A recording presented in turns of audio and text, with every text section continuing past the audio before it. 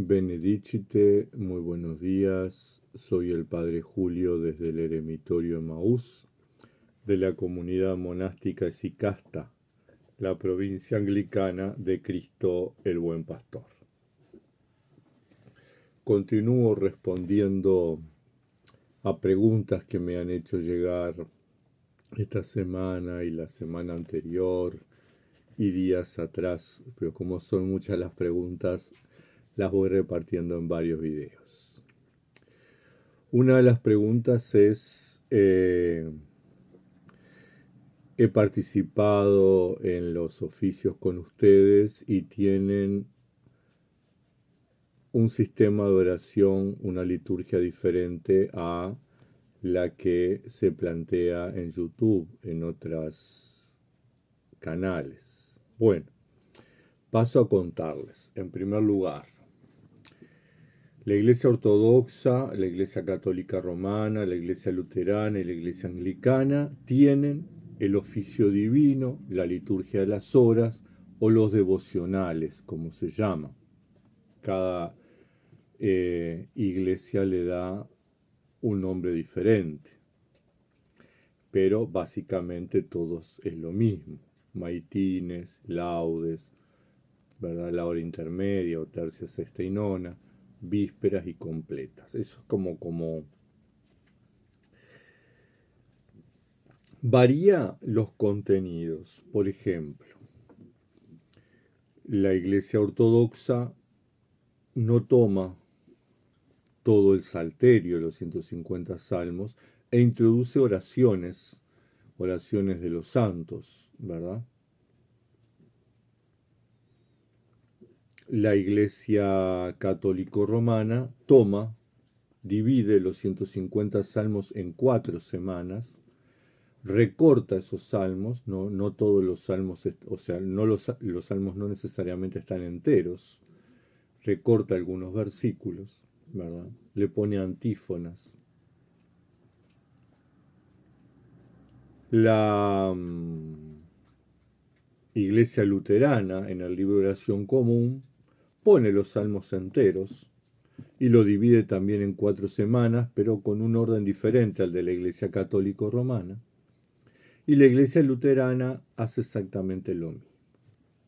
Bien, nosotros en la comunidad monástica Esicasta tomamos la distribución, tomamos el esquema litúrgico de la regla de San Benito, ¿verdad? Que es común a católicos, luteranos y anglicanos.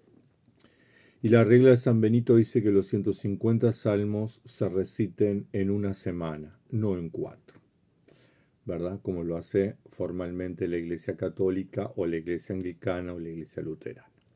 Entonces, los monasterios benedictinos, bien sean católicos, bien sean anglicanos, bien sean luteranos, si son monasterios benedictinos o que tienen influencia de la regla de San Benito, lo que hacen es distribuir los salmos, los 150 salmos, en una semana.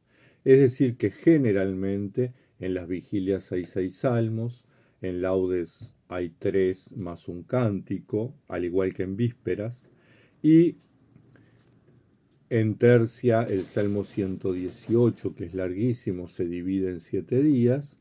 Sexta y nona, ¿verdad? Hay un salmo largo o 3 cortos. Bueno, lo cierto es que los 150 salmos se recitan en la semana. La distribución de los salmos varía de el orden, mejor dicho, no la distribución, qué sé yo. Por ahí unos tienen el Salmo 109 en vigilias y el otro lo tienen en vísperas, pero se recitan en una semana. El otro tema es que nosotros en el oficio público, digamos en la liturgia pública, cuando se reúne la comunidad y participa también gente de fuera de la comunidad, ponemos antífonas que son cantadas. Puede haberlas o no puede haberlas, ¿verdad? El himno pasa lo mismo, hay himnos que cambian. Nosotros tomamos generalmente los himnos ambrosianos, que son los más antiguos, ¿verdad? Son del primer milenio, ya de los tiempos de San Ambrosio. Pero bueno, puede haber otros, ¿verdad? Y es respetable que la gente cante con otros himnos, porque de hecho los himnos son compuestos por la iglesia y son canciones de la iglesia a Dios, de alabanza. Y bueno, un poco eso, ¿verdad? Lo importante es que la liturgia de las horas en todas las iglesias se centra en la Sagrada Escritura. Salmos y cánticos, lecturas del Antiguo o del Nuevo Testamento.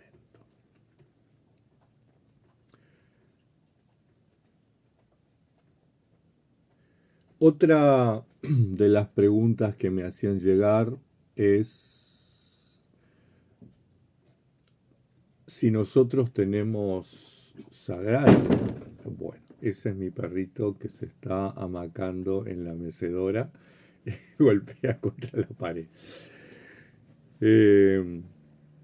Uno de mis perritos, es Tobías, que le gusta usar mi mecedora. Otra de las preguntas les decía es si nosotros teníamos sagrarios en las ermitas, en los eremitorios. Bueno, aquí hay que entrar en la historia de la iglesia. Y la historia de la iglesia es diferente en Oriente que en Occidente y en Occidente en un lado que en el otro. La tradición de la reserva eucarística en realidad es propia a la Iglesia católica, a la Iglesia ortodoxa, a la Iglesia luterana y a la Iglesia anglicana. Pero, de alguna manera, cada uno lo practica diferente. Entonces, en Oriente, como no hubo grandes temas, grandes debates, grandes problemas en torno a la Eucaristía, todo el mundo estaba de acuerdo que había presencia real, no se desarrolla el culto como lo tenemos en Occidente, en la Iglesia Católica Romana, ¿verdad? Entonces, bueno, hay una reserva eucarística que se guarda en el santuario, ¿verdad? Ese lugar que está después de los íconos, donde está el altar, y se tiene para la comunión, para los enfermos, ¿verdad? Pero no para el culto. En la iglesia anglicana pasa lo mismo. Hay una reserva de la Eucaristía que se tiene para la gente que no pudo concurrir el domingo a la Eucaristía, que se tiene para los enfermos o para los casos de urgencia, ¿verdad? Aquellas personas que están en situación de muerte, en tránsito de muerte, y piden la Eucaristía, bueno, está para ellos. Y la iglesia luterana también en algunas provincias o en algunos sectores de la iglesia luterana. La iglesia católica romana en Occidente debió enfrentarse a un problema muy serio que era la discusión sobre la presencia real. Y entonces estaban los que decían que había una presencia real y estaban los que decían que no había presencia real, que era solo un recordar aquella cena. Y entonces, bueno, en ese momento se refuerza el tema de la Eucaristía con la colocación de los sagrarios, ¿verdad?, en los templos, las exposiciones del Santísimo, las procesiones del Corpus, y se desarrolla todo un culto a la Eucaristía que en realidad no es parte de la tradición cristiana, ¿verdad? En la tradición cristiana de la mayoría de las iglesias hay una reserva para momentos en que es necesario. Pero debido a esas confrontaciones, la Iglesia Católica Romana se vio obligada a desarrollar ese culto a la Eucaristía, ¿verdad? Himnos eucarísticos, años eucarísticos, en fin, todas esas cuestiones que son propias de una época y que después van quedando y van incluyéndose en la tradición, aunque de alguna manera esa tradición se vaya deformando, ¿verdad? Porque ya no es la tradición cristiana original. Pero ahí surgen entonces las grandes discusiones después, ¿verdad? Entre si hay, se busca como las explicaciones desde la filosofía y desde la razón. Entonces salen las teorías de la transustanciación, de la consubstanciación, cuando en realidad el misterio no hay que explicarlo. Hay presencia real. Jesucristo está presente en el pan y en el vino consagrados. Punto. No lo expliquemos. Es un misterio. Justamente, sacramento quiere decir misterio. No es necesario explicarlo. Tenemos que creer que Jesucristo está ahí. Después, todo lo demás es especulación filosófica y teológica. La fe nos dice, Jesús está ahí. Por lo tanto, en nuestra tradición de la provincia anglicana de Cristo el Buen Pastor, en nuestros eremitorios no necesariamente hay sagrario, ¿verdad? A veces está en función, sobre todo en aquellos casos que las monjas o los monjes asistimos a enfermos, a viejitos, a residenciales ancianos, lo que sea, tenemos reserva para, o en aquellos casos donde el monje o la monja desea comulgar todos los días, ¿verdad? Eh, entonces ahí hay reserva. Pero si no, no es necesario.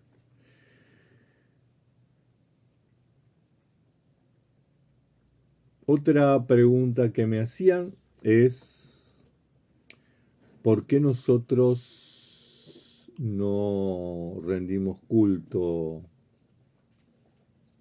a la Virgen? Y ahí hay que detenerse nuevamente bastante tiempo. A la Virgen no le rendimos culto ni a los santos, porque el culto implica adoración, y la adoración es solo a Dios. Si uno le rinde culto a alguien que no es Dios, es un idólatra. Pero ahí hay una confusión de términos. Una cuestión es culto y otra cuestión es veneración. Nosotros veneramos a la Madre de Dios. Por supuesto que la veneramos. Si ustedes participan en la liturgia nuestra, verán que cada oración, bueno, en laudes y en vísperas y en la Eucaristía. Nosotros tenemos otras oraciones, vigilias, tercias, sexta, nona, ¿verdad? En cada instancia de oración nosotros terminamos con una antífona a la Madre de Dios, ¿verdad? Incluso cuando recitamos la oración de Jesús los sábados, ustedes verán que cada centena, llegamos a la centena de oraciones de Jesús y hay una invocación a la Madre de Dios. Otra centena y otra invocación a la Madre de Dios. Es decir, nosotros veneramos a la Madre de Dios. No le rendimos culto, porque ella no es Dios, es la Madre de Dios. Y la otra cosa es que la Iglesia Católica Romana hace una fuerte insistencia en la virginidad. Ustedes verán que la mayoría de los católicos romanos hablan de la Virgen María. Nosotros ponemos hincapié en algo que nos parece más importante, ¿verdad? Si no quiero entrar en discusiones teológicas o bueno o devocionales, ¿verdad? Pero ¿qué es más importante? ¿Ser virgen? Que cualquier persona en este mundo puede serlo, basta no tener relaciones sexuales, basta tener el himen intacto, ¿verdad? Cualquier mujer puede ser virgen. O ser madre de Dios, que hasta ahora ninguna mujer lo ha podido ser.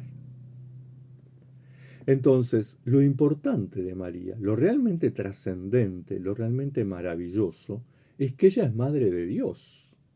Por supuesto que es virgen, no lo discutimos, lo dice el concilio. Las dos verdades sobre María, verdades dogmáticas que se sostienen en la historia de la Iglesia, es que María es virgen y María es madre. Esas dos cosas no están en cuestión.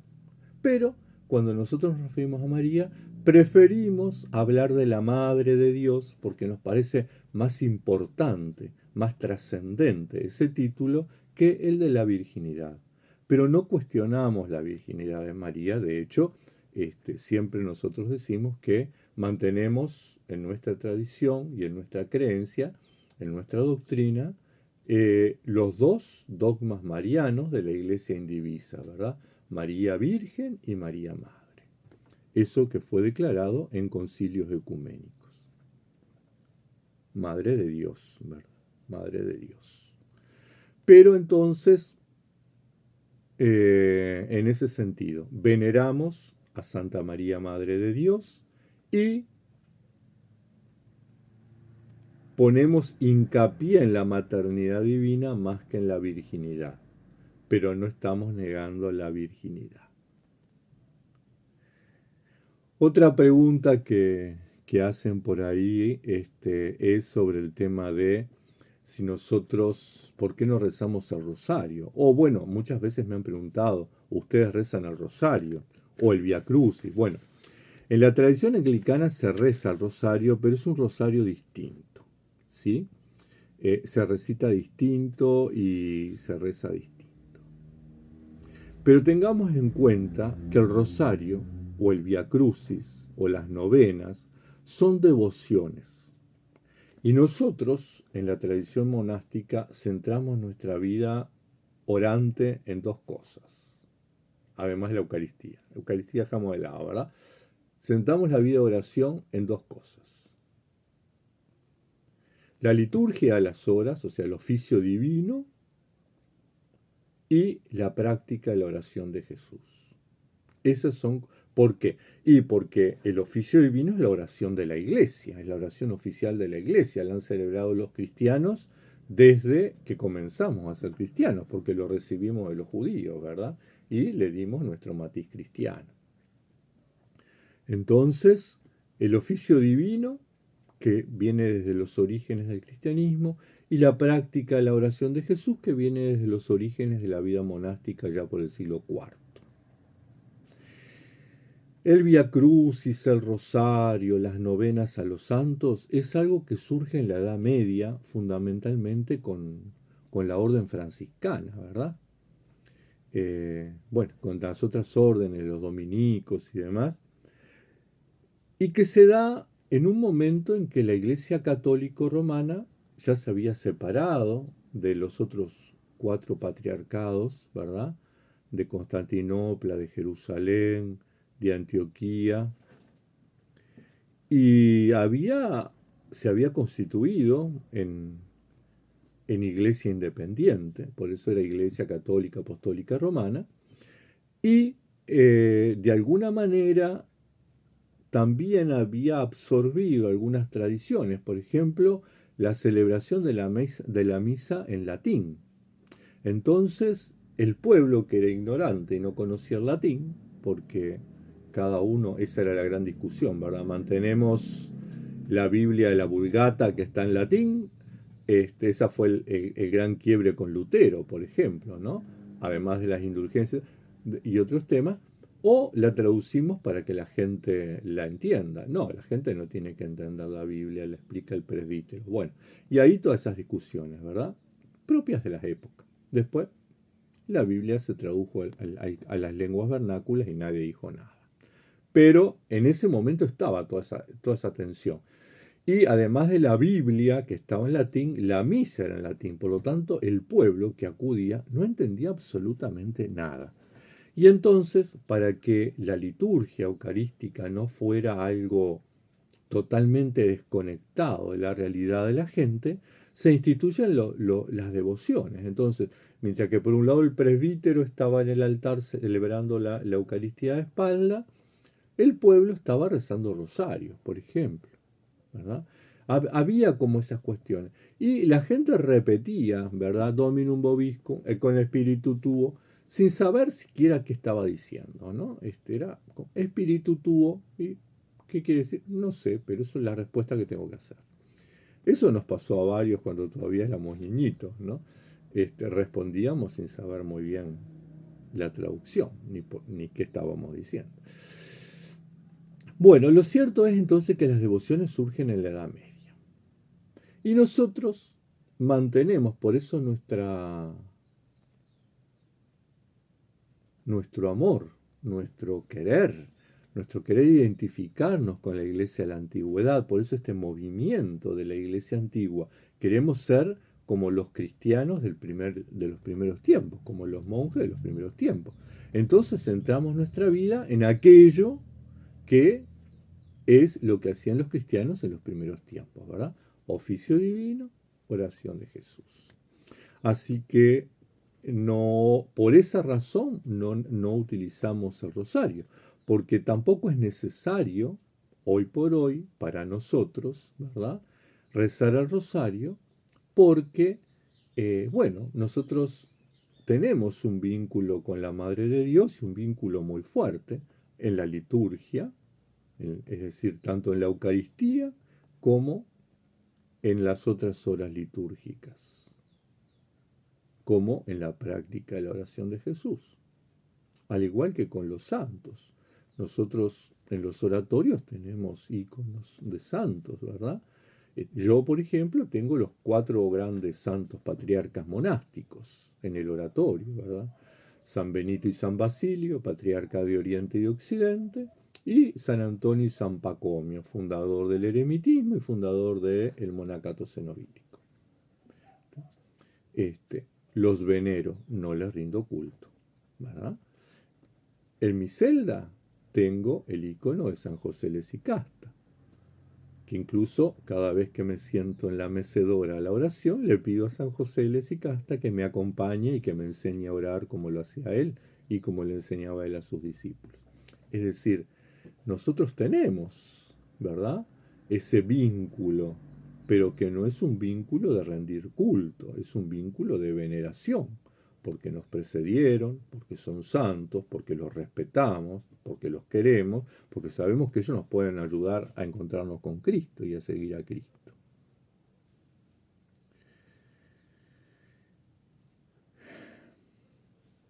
...21 minutos. Dejamos las otras preguntas para otro video. Que tengan muy buena semana, que la Madre de Dios les acompañe, les proteja y les bendiga. Hasta un próximo encuentro.